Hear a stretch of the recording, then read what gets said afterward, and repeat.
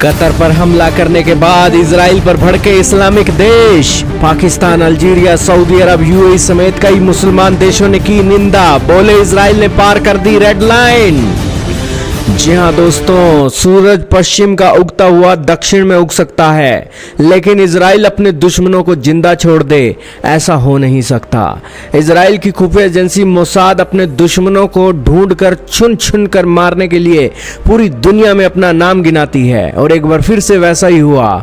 Qatar, जो कि आतंकवादियों का अड्डा कहा जाता था, और कतर इन आतंकवादियों के साथ मुलाकातें करवाकर एक मोटी खासी रकम वसूलता था। उस कतर पर दोस्तों इजराइल ने जब हमला किया तो कतर सहित कई मुस्लिम देशों के पैर कांप गए, क्योंकि कतर को एक सेफ हेवन माना जाता है टेररिस्टों के लिए।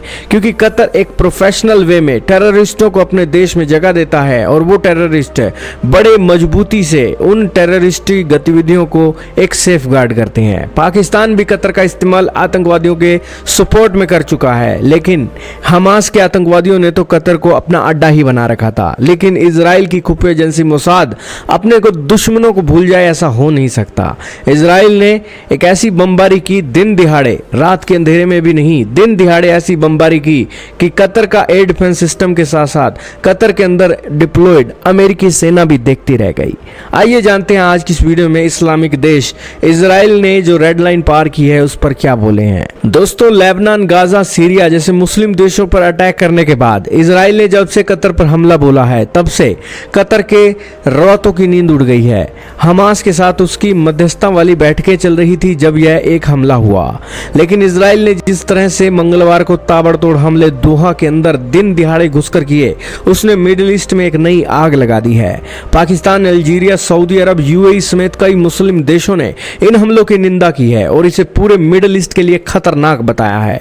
अमेरिकी राष्ट्रपति ट्रंप ने भी इस हमले को गलत बताया और कहा कि इसकी लोकेशन ठीक नहीं थी। फिर भी एक बड़ी दिलचस्प बात है कि ना तो कतर ने ही इजराइल पर किसी तरह के एक्शन की बात की है, ना ही सऊदी अरब या तुर्की जैसे किसी बड़े मुस्लिम देश का कोई सख्त बयान है। कोरी निंदा से आगे बढ़ते हुए ये देश दिख ही नहीं रहे हैं, यानी कि उन्होंने सिर्फ निंदा की है, लेकिन आतंकवादियों को बचाने की एवज में इन्होंने इजराइल को जवाब देने, मुंह तोड़ एक अटैक करने, जैसे ईरान ने अटैक किया था इजराइल के ऊपर, वैसा कुछ करने का कोई संकेत नहीं दिया है, जिससे आप समझ सकते हो कि ये सिर्फ एक निंदा है, इससे आगे कुछ नहीं है। इसी बीच इजराइल का कहना है कि उसने कतर पर हमले नहीं किए, बल्कि हमास को टारगेट करने के मकसद से अटैक किया है।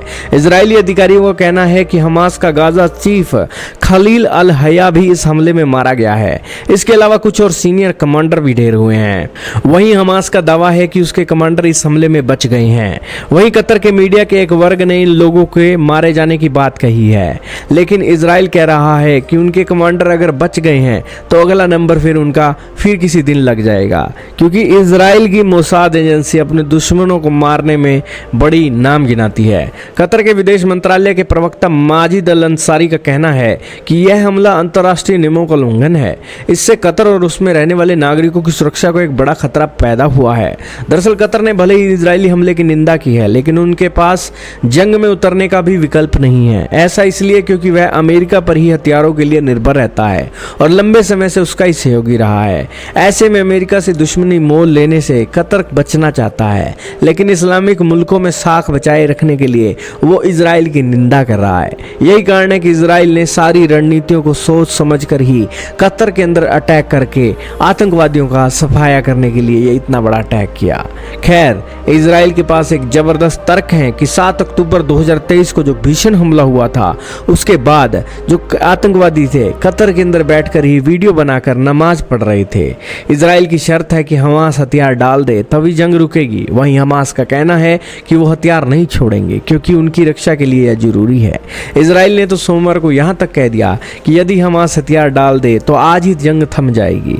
इसी बीच अल्जीरिया ने यूएनएससी का सत्र बुलाने की मांग की है ताकि इजरायली हमले पर चर्चा की जा सके।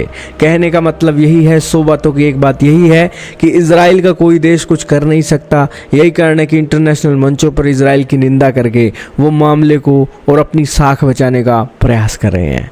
आप क्या कहना चाहोगे मुस्लिम देशों के रिएक्शन के बारे में जो इजराइल के ऊपर निकल कर आ रहा है, और जैसे जैसे दिन बीत रहे हैं वैसे वैसे इजराइल और भी ज़्यादा ताकतवर होकर मुस्लिम देशों के अस्तित्व के लिए एक बड़ा खतरा बन रहा है कि आप या तो सुधर जाओ, नहीं तो आपके अस्तित्व के लिए इजराइल अकेला ही काफ़ी है।